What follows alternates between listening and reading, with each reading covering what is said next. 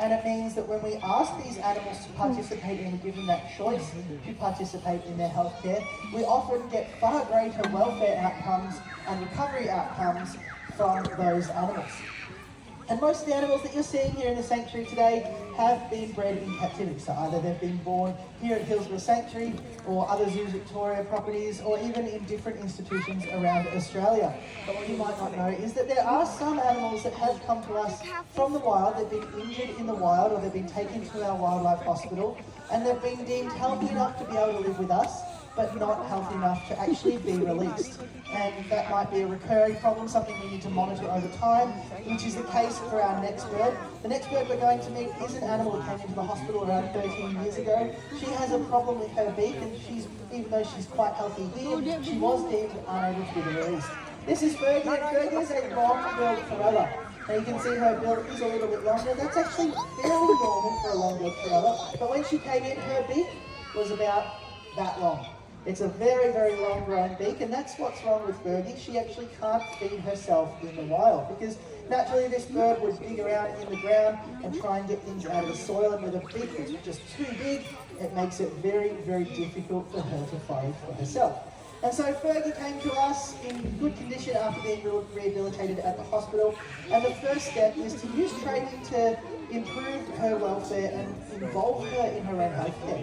So obviously we need to check over different parts of Fergie's body and make sure she's in good health. And something really easy to do, we can ask her, Fergie, can I see your wings?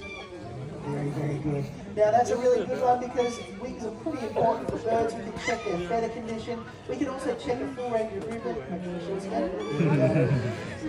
So we can check a whole range of movements in something like that. We can also ask her. Thank you very much, Fergie. Well, that's an extra cute one. It's really important to show off her legs and to make sure that her joints, her bones, all her movement is completely normal. And that's especially important in animals that may have come to us with injuries rather than something that's genetic like a beak performing here. Now, with parrots, they're really susceptible to things like pressure sores on the bottom of their feet. They're on their feet pretty much all day. They can't just sit down like we can. So foot health is a really important issue in our birds. And with training, we can actually ask Fergie, can I see your right foot? Thank you.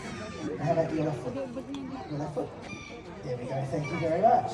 And so it's a really easy way to check the health of her underneath of her feet by just asking her to do it rather than any other means that might be a little bit more intrusive. But everything we do with Fergie, as much as possible, actually needs to be consensual. We need to make sure that she has a choice in her welfare. And that what we need to do is train a consent behaviour, something really, really easy that once she knows how to do it, 99 times out of 100 she will do it, unless there's some reason why she doesn't want to, and that's simply just a step-up behaviour. It's a really, really easy one, but a really important behaviour, because by her stepping up, that's telling me she's willing to come to training, she's willing to train, she's willing to come out to do this show. Every bird that you're seeing